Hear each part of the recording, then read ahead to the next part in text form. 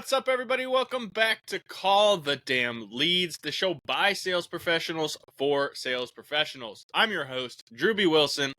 With more than 2 decades in sales, I've been through it, seen it, heard about it. Now I'm bringing it to you, my favorite people on the planet, the sales community. Because let's be honest, this is the greatest industry of all time. Doesn't matter what personality, what background, where you come from, what you've been through, you can find an amazing life in sales. Today's guest, no stranger to that journey. I'd like to welcome my friend, Mr. Ryan Pollyniak. What's up, brother? Drewbie, how you doing, man? Thanks for having me on. Hey, thank you for spending a little bit of your most valuable asset in the world, your time with us today. And for the sake of it, I want to jump right in, man. I want you to tell me your crazy sales story. Wow, yeah. I've got a lot of them, right? 15 years in sales and all kinds of stuff has happened. If I had to pick one, probably that's the craziest. And this speaks to if a decision maker says they need some time, maybe give them a little bit of time. We're on site, we're doing a demo. Executives in the room, the owner of the company's in the room, and we get to a pretty deep discussion about what they need and how much it's going to cost. All of a sudden, the owner, who had inherited the company, gets up, and we're in an office where we could see down to the docks. Okay, we're on the water. Gets up, just leaves, doesn't say anything. We see him go out from where we are onto his dock, jump in his boat, and take off. Just left.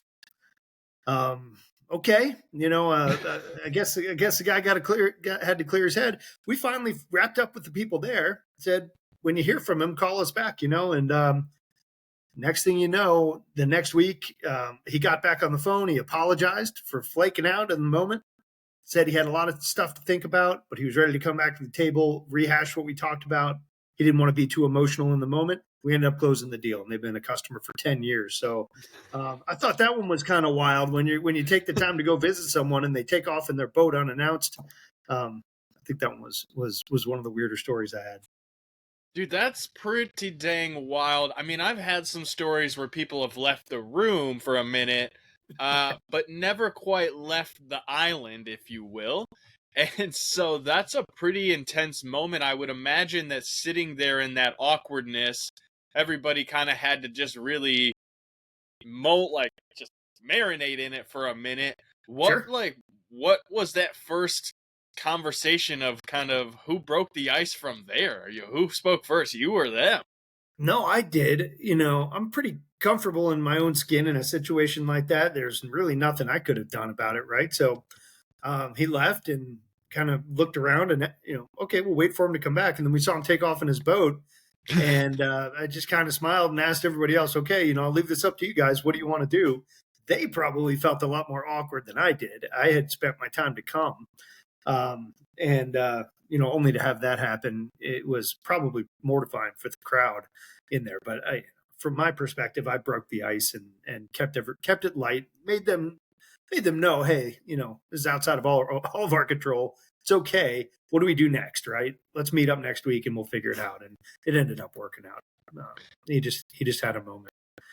Though, I love the way that you broke that down because there's some nuances that I think, Ryan, I don't want to overlook. And I think the listener can really gain a lot from because if you've ever been in a sales conversation, whether on the phone, in person, on a Zoom, wherever, there almost always tends to be like one, maybe two awkward moments where somebody has to make that next move. And a lot of times, what I've seen trainers over the years will tell you is like, hey, he who speaks first loses. And I understand the nuance of like silence and the pause. I also believe that the ability to take control of those awkward moments is really powerful for a sales professional. How did you learn to, be more comfortable in your skin in that situation and be able to push through those awkward moments? Yeah, that's a great question. And I totally agree with you. There is a time and place to be quiet in a sales cycle. There's no question about that. And I typically reserve that for when you've answered the question that the prospect wants to hear and you need an answer. The tendency is to fill up space. This is different, right? This was a very awkward situation. I don't know, dealing with people that I don't know and just met and awkwardness like that. I was probably not as good at it until I waited tables in college. I remember looking at this guy waiting tables, and when I went into interview, and I thought, man, I can't do that. Well, you know, years in the restaurant industry and in college, it prepped me to talk to people and to keep things light and to be able to move on. But then also, the more you get to meet people, the more you realize we're all in it together, and everybody has their own. You have to think of things from other people's perspective, right? I knew immediately these people are very embarrassed, and I need to let them know that I'm not, and it's okay, and we'll work through this. And I could have gotten mad and stormed out and said, "Hey, I wasted my time coming here," but that wouldn't have gotten us anywhere, right? I could have just let the awkwardness marinate. That also wouldn't have gotten us anywhere. So immediately recognizing the tension and addressing that, and setting a plan then to move past it by syncing up the next week. That was the way to approach it. And some of that is going to be, there's no playbook, right? So I would say that, thinking on your feet is important, and reacting to the situation. Just consider that everyone in that room is a person just like yourself. They've got their own perspective. They've got their own embarrassment, and you'll be able to navigate that kind of stuff quite well. Ryan, I think you nailed it when saying, they're all people, and Right. they're going to react to the situation. And where most people react initially is with emotion. And as you said, you could have gotten mad, you could have stormed out, you could have made a lot of different choices based on emotion. But you took the logical route and you stopped, you paused for a second. And again, this is where I think the power of the pause is really important to nuance from a sales perspective, is that power of pause is the moment for thinking and logically breaking down what the next step is. Yeah. And when you stop for a second, instead of like freaking out, emotionally reacting, you went, well, I know in this situation, they all are emotionally in a situation where they need guidance. So as the leader of this conversation now, I'm going to take control and make it less awkward for them by giving myself that weight. Oh my gosh, what a crazy situation. He must have had to poop or something. Like, I probably would have made a funny joke about it because that's just the Sure. kind of person I am, But again, you mentioned that being able to lean in on that and let them know that you were still there to help, that you were going to be, of service to them, even though it was a strange situation. You said they've been a client now for what, 10 plus years at this point? That's right. Yep. Amazing, man. And so I would love to know, Ryan, kind of as you got into sales, and you said you've got, a decade plus in sales like me, what would you say has kind of become your secret sales superpower, or whatever you would want to call it? Yeah, absolutely. So I'm in a complex sales cycle industry, and this varies by industry, but in any sales cycle, you have to guide the customer through it, because the biggest mistake in communication, in my experience, in my opinion, is assuming that other people know what you know. So Mm, for all of the seasoned sales reps on the call who are experts in their fields, you really have to take a step back and work on explaining industry acronyms and explaining what the process is going to be like. This customer, may be talking to 5 other companies that do what you do, or even if it's just 3 of them or 2.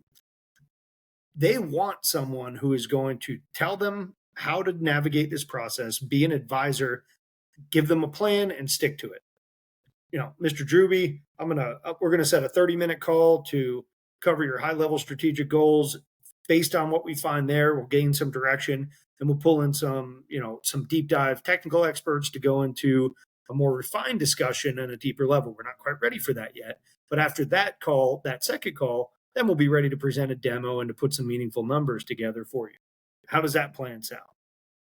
They're going to say great, because these people, again, you always think about what's in it for me. What is your prospect going through? Typically in my business, somebody has been tasked with go get us quotes for ERP systems and CRM systems. This is a complex thing. It's not something you look at a price list and say, here's yeah. how much it costs. So they're contacting people, and they may or may not be getting a clear indication of what the process should be like, what they should be looking out for. When is the end date for what I already know, even if they haven't said it, they really want a demo and a proposal. That's what their boss has asked them to get. So I need to give them a plan for how I'm going to deliver what they have internally been asked to provide their bosses. They may not even be making the decision. You may not be at that stage yet. And getting to the decision maker, of course, is important, but sometimes you do have to play the game. These gatekeepers, they've served their purpose internally. The boss told them, go collect me 5 quotes. So if they get on with one person and they say, well, I don't know, I'll call you back, hang up, okay. And they get on with somebody else who says, here's how we're going to go through this. We're going to have this call. We're going to have one more. That'll give us the information we need to create a demo and a proposal. We've got this outlier, this integration that we need to talk about, and frame it out for them and say, I'm going to get you there personally, right? And be a Sherpa. That's the best word for it, right? Be a guide. You're the pro. But don't assume that person knows what you know. Start at the beginning, 101, like you're explaining it to your new friend at the bar on Saturday night. What do you do? Oh, here's what I do. They don't always have, or rarely are they going to have the foundational knowledge that you as an expert in your field have. I love that. And you're so right that oftentimes whoever's been tasked with going and getting those quotes, they don't have any idea what they're getting quotes on either. It's not like they went to the number one sales guy in the company and said, all right, man, you are using this every single day. Your job is now to go and stop doing sales and to go and get us quotes for the CRM system that we need. Right. That's not how it works. I promise you. It's some assistant gatekeeper who's like, I don't know, maybe they know somebody in the sales department, so they might try to ask so they don't look like a complete goofus when they get on the phone. But from a sales professional perspective, I love the idea of if you treat them like a 5-year-old that you're trying to educate on your product or service, and if you don't have the ability to explain it to someone like they're 5 years old, you're overcomplicating it. And that's probably why you're losing some of the sales that you're losing right now, because Ryan laid it out perfectly. You can't assume that they know what you know. And, I remember in kid, they always told me, this is what happens when you assume. You make an ass out of you and me. And it's so true, because then people get like, they don't want to admit that they don't know. So it creates resentment and resistance. And you can't see that necessarily because it's all going on upstairs. And so I appreciate you sharing that, Ryan, because as you said, it's the complexity of the situation that has to be broken down. So what would you say is kind of your, and I don't want you to have to give away all your secrets, but what would you say is your main goal when you're taking these complicated systems and breaking down to the simple level? Well, it's first understanding. It's listening, right? What are you trying to do, guys? Strategically, what is your core? What is the main reason you're looking for this? And commonly, people will tell you the main reason, and then they'll say, "Oh, this and this and this are nice to have as well." You've got to kind of help them separate that out and say, "Okay, well, let's stick to the main reason you guys are doing this. Your system's aging. It's a problem. It's a security threat." And then, based on that, creating the plan. Now, a big part of that process is pushing back, because you're going to have the sales guy that you mentioned in your scenario who's been tasked with looking for a CRM system say, I just need to know how much it's going to cost. You're the expert. Don't give in to that pressure. Say, look, we do have to learn some more. The last thing I want to do for you, Mr. Sales Rep, is guess and have you go to your boss and commit to something, and then that's not accurate. So we do need to go through this process. It's going to be a couple calls. You will feel pressure, guys. Hey, I need a price. I need a price. And so there is also, while you're doing that, there's a balance between lead qualification, as in, does this person have the money to spend with me? And then also scaring someone off before you really understand what they need or have presented any value, right? So, you've got to tell them on a high level, here's the range for how much something like this costs. We're glad to understand more and drill into it. I hesitate to come out and say, it's X number of dollars before anyone's had a chance to understand what value proposition is there. Because depending on what you're selling, again, you have to let everybody understand the value and have them want it before the price comes out. Sometimes that's the best way to approach that type of thing. But you do want to be honest on the front end and give this guy a qualification. Hey, this is $100,000 to $150,000 project. Does that make you is that what you expected, or is it more or less? Let them tell you, right? I don't like to ask what's your budget. It's a different question, but but you do have to find out, because if they say, well, I've got $5,000 and the project's $150, well, then you're better off moving on. And that's the other part, learning when to disqualify and move on to another prospect so that you're not spinning your wheels and wasting your time. You don't want to be doing that as a rep. You want to be chasing qualified leads. So I don't know. There's a few answers there. I don't know if I answered your question. I look down and write things because there's so many little nuances that you're sharing, and I absolutely love and appreciate it, because this is the stuff that separates order takers from sales professionals. It's easy to sit at a desk and take inbound leads and just give them a price for a project and say, yep, the price is the price. This is it. This is what you get. Congratulations. Welcome to the team. Versus understanding the true depth at which a complex system like this requires in order to be built in a way that will deliver the results. That's where you have that next level of thinking. And as a sales professional, one of the big things that you said there that I kind of chuckle to myself about is, how often, Ryan, is it that you talk to a sales professional and you're trying to go through the process that you know needs to be done, and they want to skip the process? They're like, yeah, I don't care. Don't ask me questions. Just tell me the price. Just tell me I just want to get to it. I'm a sales guy. Just give me the price. And it's like, right. Wait, do you not qualify your clients first? Do you just take everybody with a credit card and a pulse? And there's something to be said about you sell how you buy and you buy how you sell. And there are people that fall into that. But what I really appreciate about the qualification process is that it leads to so much opportunity when it's done correctly. Because if you're not qualifying, you may undersell yourself. How many times does that happen to you, Ryan, where you kind of skip part of it and you're like, damn, I definitely underbid that project and now I got a lot more work than I planned on? Yeah, sure. It can happen. I'd also say you can affect your perceived value, right? If somebody talks to me the first time and says, give me a price, and here, just because you feel the pressure, you haven't gone through any kind of exercise to really understand what you're providing. And it's perfectly acceptable to say, we don't know yet exactly, guys. Here's maybe a range. We have a lot to learn. And I would also caution against, why are you the best for me, right out of the gate? And I've got a very short story for that one.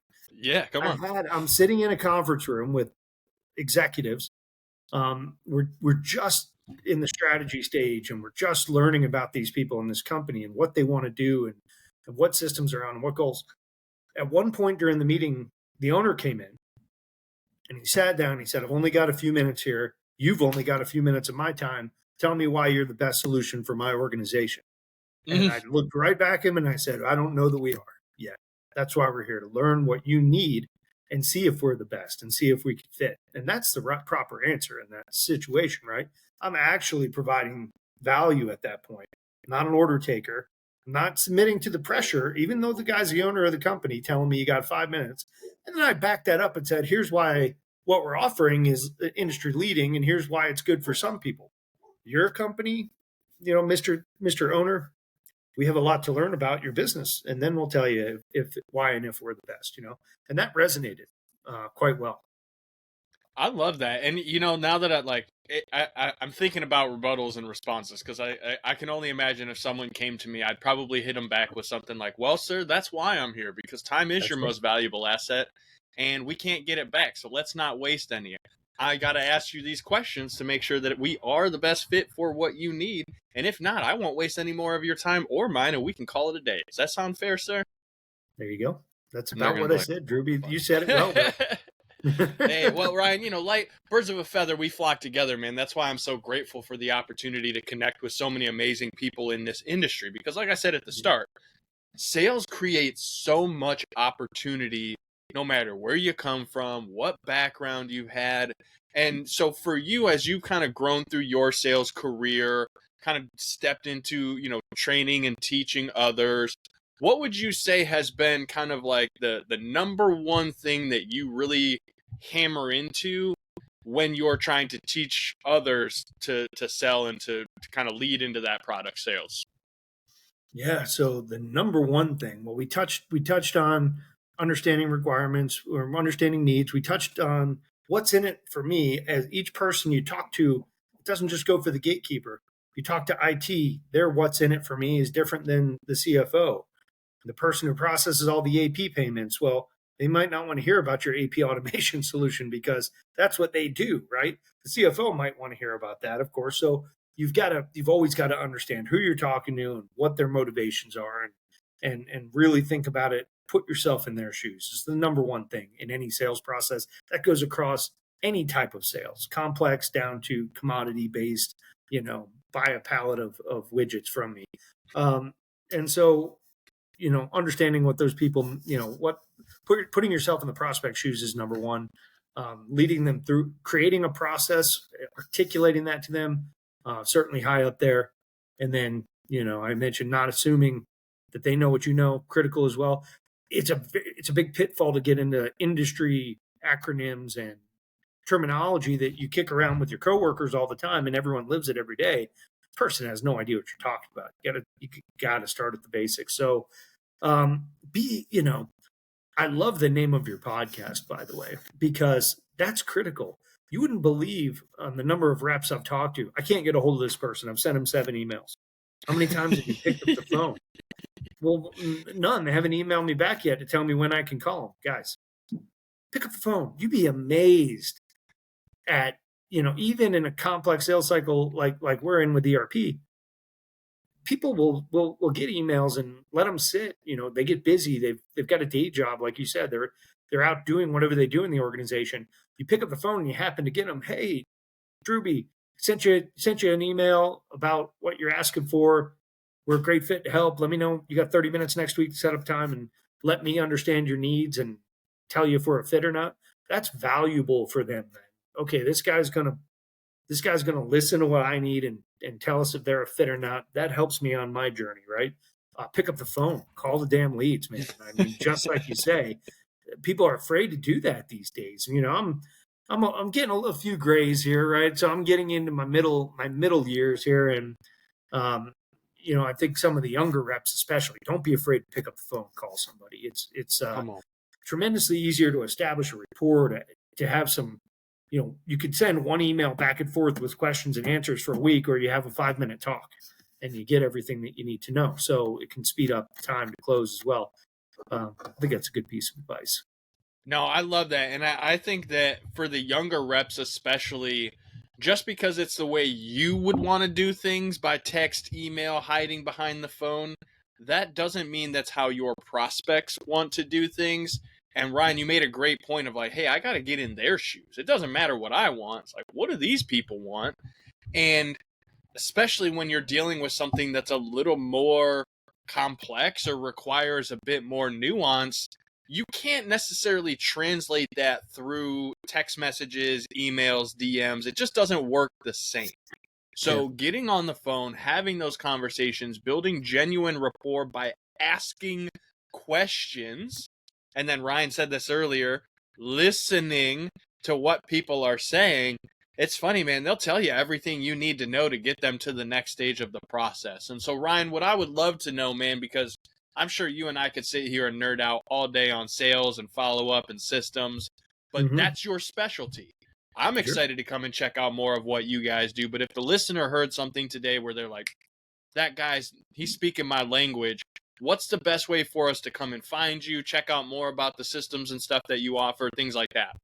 Yeah, sure. I'm big on LinkedIn. I've been, doing a lot of blogs, and we do webinars and podcasts, like this one to kind of get our name out there. But if you want to find me on LinkedIn, there are not any other Ryan Pollyniaks out there. I'm the only one. So, feel free to drop me a line on LinkedIn. Western Computer is the name of our company, westerncomputer.com.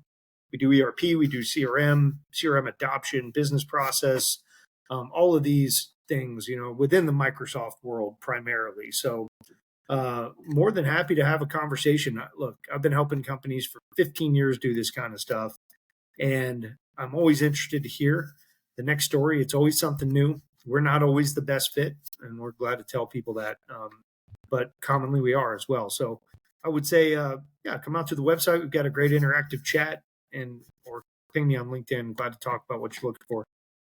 I love that, man. And we'll make sure we include all those links and everything in the show notes. That way it's easy for everyone to come and find you. And again, this is one of those things where I really am appreciative and grateful for you taking the time out of your day to share some wisdom, to share some knowledge, because again, sales is such a fun industry. There's people that have been here for 20, 30 years, still learning something new every day. And there's people that are just starting day one today.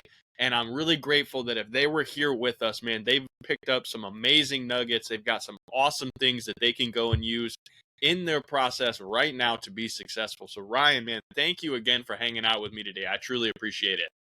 Drewbie, it was a pleasure. Thanks for having me on. You got it. If you guys are here with us, you liked it, you know what to do next. Go share the show. Tag me, tag Ryan. Let the world know you enjoyed our conversation today. Hit the subscribe button. Leave us a review. You know all the things.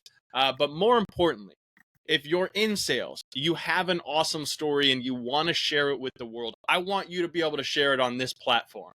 Head over to callthedamnleads.com/podcast. Send us your information. Set up an interview time. Let's talk. I'd love to have these conversations because here's what I know. You don't know what you don't know, but once you do, then you have an option to go out and absolutely crush it with that knowledge. So take what you've learned today, implement it, go have some amazing days, and you know what to do next. Call the damn leads. We'll see you on the next one.